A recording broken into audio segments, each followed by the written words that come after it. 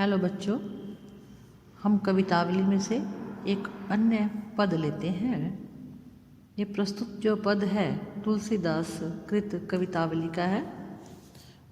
इस प्रस्तुत अवतरण में तुलसीदास ने प्रभु के साकार रूप को श्रेष्ठ बतलाया है।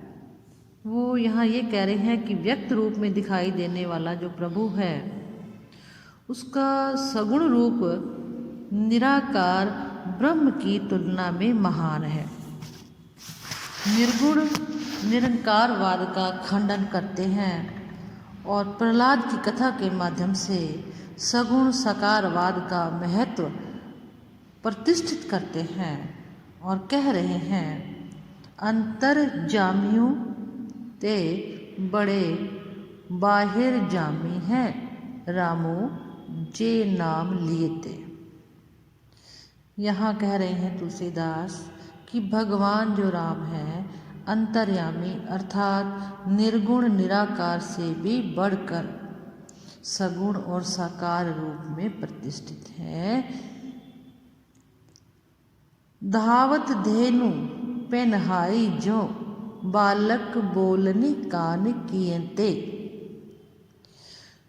राम जो है वो नाम मात्र लेने से ही अपने भक्तों की लाज बचाने के लिए उसी प्रकार से दौड़े आते हैं जैसे नई नई ब्याई हुई जो गाय है वो दूध उतरते हुए ही अपने बछड़े की आवाज़ कान में पड़ती है और वह दूध पिलाने के लिए दौड़कर आ जाया करती है। ठीक उसी प्रकार से जब भक्त पुकारता है श्री राम को तो राम भी ऐसे ही दौड़े चले आते हैं।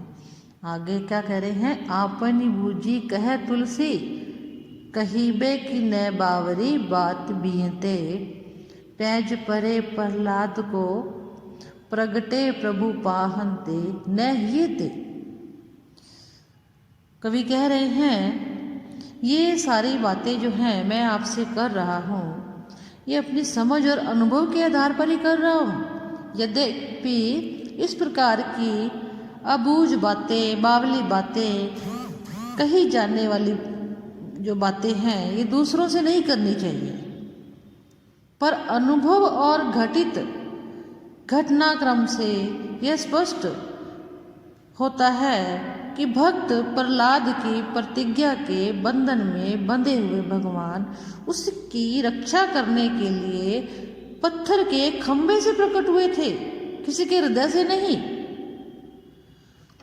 किसी के हृदय से प्रकट नहीं हुए, वो खंभे से प्रकट हो गए थे।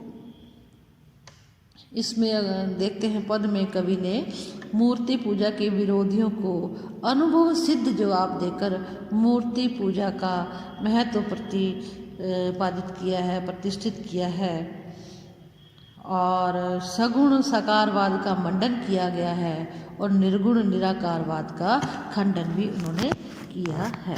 और इसमें उदाहरण अलंकार हम इस पद में देख सकते हैं। धन्यवाद।